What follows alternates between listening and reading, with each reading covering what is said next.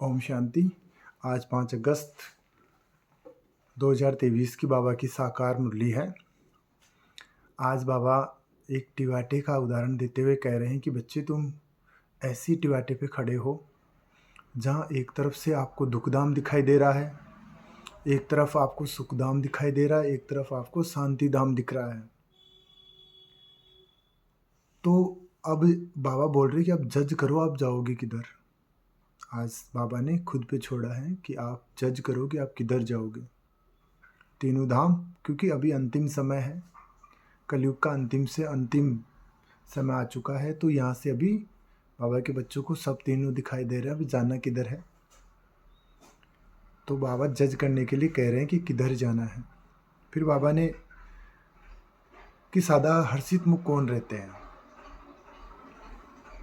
सबसे पहला निश्चय चाहिए कि हम किसके हैं, हमारा बाप कौन है, हमें पढ़ाने वाला कौन है। अगर ये निश्चय रहता है तो ये हर्षित मुख हमेशा रहते हैं हम। फिर बाबा आगे कहते हैं कि बाप का बनने के बाद आपको वेद शास्त्र वगैरह पढ़ने की कोई आवश्यकता नहीं है। इसके लिए आपको निश्चय दूसरा चाहिए, आपको निश्चय चाहिए, बाप के अंदर निश्चय चाहिए, बाप के ज्ञान में निश्चय चाहिए, ड्रामा में निश्चय चाहिए। हमारा कुल सबसे श्रेष्ठ देवता कुल है। इंसान को चिंतन होना चाहिए कि बाबा का बनने के बाद ये क्लियर हो जाता है कि हम कौन से कुल में जाने वाले हैं। हम देवता बनने वाले हैं, इसलिए हमारा कुल सबसे श्रेष्ठ, नहीं यही नहीं पूरे विश्व के अंदर हमारा कुल सबसे श्रेष्ठ होगा, देवता कुल। इस स्मृति में अगर सारा चक्र दिमाग में, अगर बुद्धि में फिरता रहेगा तो हमेशा सदा हर्षित मुख रहेंगे। फिर गीत है, किसी ने अपना बना के मुझको। ओम शांति। बच्चों को पहले खुशी होती है हम किसके बने हैं। बाबा कहते हैं कि बच्चों को खुद ब खुद खुशी होती है कि हम किसके बने हैं, कौन हमें पढ़ा रहा है, हमारा बाप कौन है।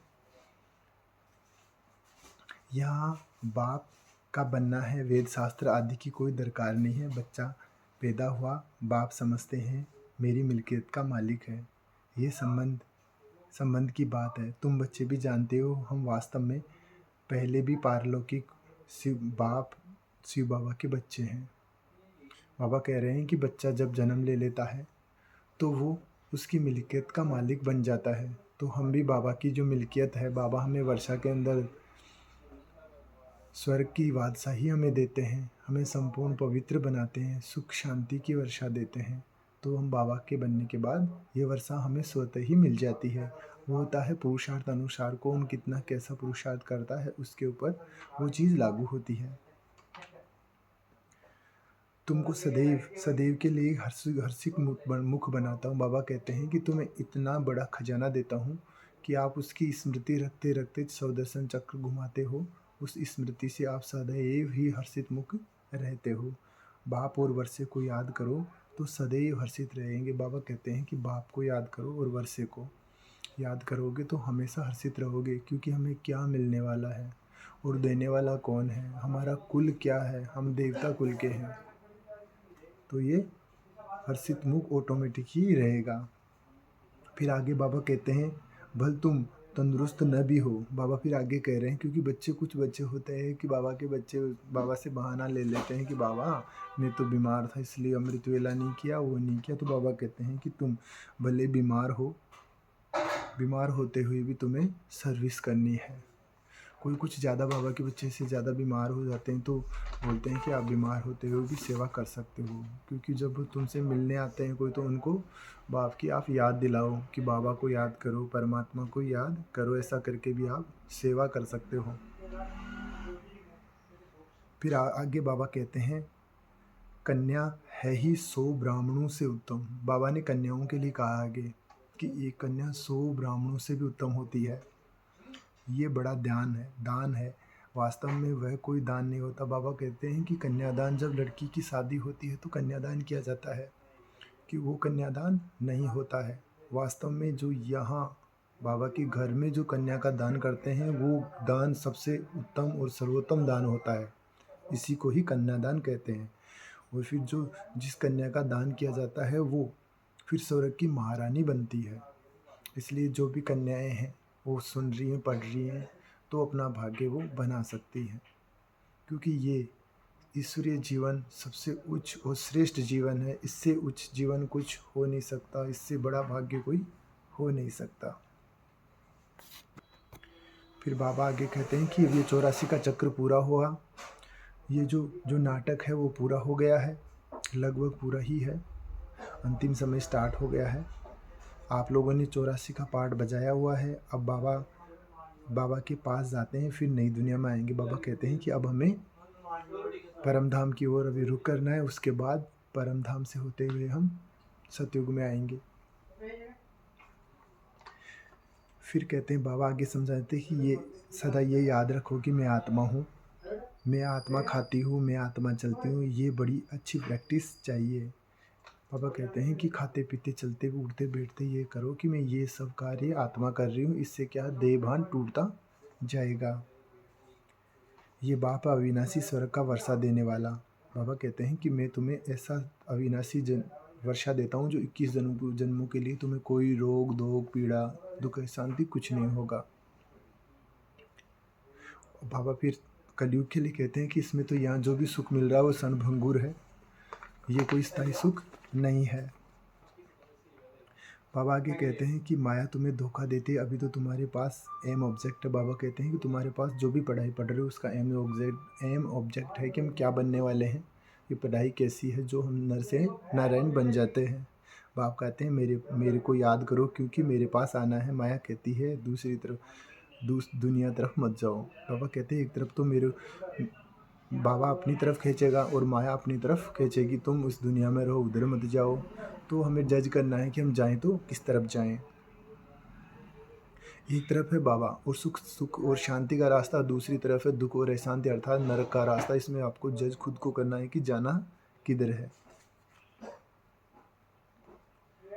फिर आगे कहते हैं कि बाबा कहते हैं कि ऐसे नहीं कि हम पाठ से छूट जाएंगे, आए ही नहीं तो पाठ में छूटना नहीं हो सकता। बाबा कहते हैं जो ब्रह्मा का पाठ है इसको सबको ही बजाना पड़ेगा, जो पाठ है वो फिक्स है।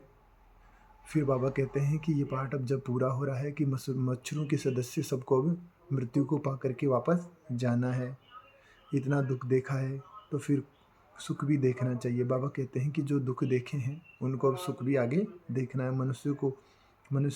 मनुष्यों को तुम्हारा सच्चा योग पसंद आएगा। बाबा कहते हैं कि अब जब आप योग करोगे तो ये योग मनुष्यों को अवश्य पसंद आएगा, क्योंकि ये बाबा का भगवान का सिखाया हुआ योग है, कोई मनुष्य का योग नहीं है। बाबा कहते हैं कि बाप आकर के तुमको जगाते हैं, अब जागो, सुखधाम के लिए पुरुषार्थ करो। बाबा बार बार कह रहे हैं कि तुम अब जागो, सुखधाम के लिए पुरुषार्थ करो। बाबा आगे कह रहे हैं कि जो बाबा के बच्चे जो वही आएंगे जो इस कुल के होंगे, देवता कुल के होंगे, वो ही आएंगे, अन्यथा ये ज्ञान उनकी और दूसरों की बुद्धि में नहीं बैठेगा। क्योंकि बाबा कहते हैं ना कि जो उसके लिए स्वच्छ बुद्धि चाहिए, जिस तरह की शेरनी का दूध सोने के पात्र में ही ठहर सकता है, तो ये ज्ञान हर किसी की बुद्धि में नहीं ठहरेगा। जो इस दिव्य जो अपना कुल है उसका होगा, उसी की बुद्धि में बैठेगा, अदरवाइज नहीं बैठेगा। बाबा कह रहे हैं कि वहाँ निरकारी दुनिया में जब एकदम खाली हो जाएगी तो विनाश होना शुरू हो जाएगा। बाबा बोल रहा है कि परम धाम से जब सारी आत्माएं सृष्टि के ऊपर आ जाएंगी तो वहाँ से फिर विनाश की बेला स्टार्ट हो जाएगी। और जिस दुनिया की हम जो देख रहे हैं पॉपुलेशन, उसके अनुसार हमें पता लग ही रहा है कि अब अंतिम समय हो चुका है, बिगुल बजने वाला है। अनेक बीमारियां आ रही हैं, प्रकृति अपना कितना रूप बदल रही है, इससे सब कुछ स्पष्ट हो रहा है। बड़ी लड़ाई होंगे, करोड़ों मरेंगे, अनगिनत यहाँ कितनी खलास होंगे, बाकी थोड़े होंगे। बाबा हम बच्चों की बात कर रहे हैं कि बाकी थोड़े से होंगे जो सतयुग में फिर जाएंगे, और कुछ जो आत्माएं जो बचेंगी वो परम धाम में जा कर के रेस्ट करेंगी। बाबा आते ही संगम, बाबा कहते हैं कि ये संगम पे बाप आते हैं और ये सारा ज्ञान संगम के ऊपर ही आकर के देते हैं। इसलिए आज सारी मुरली में बाबा ने कहा कि तुम मुझे याद करो, ऐसी रीढ़ी बनने की बार बार मेहनत करो, क्योंकि ये दुनिया अभी ख़त्म होने वाली है, खाली होने वाली है। क्योंकि परम धाम से पूरी लगभग आत्माएं नीचे आ चुकी हैं, उसके बाद विनाश का कार्य स्टार्ट हो जाता है। फिर कहते बाबा कहते हैं मीठी मीठी सी किलद्दी बच्चों प्रति माता पिता बाप दादा का याद प्यार और गुड मॉर्निंग। रूहानी बाप की रूहानी बच्चों को नमस्ते।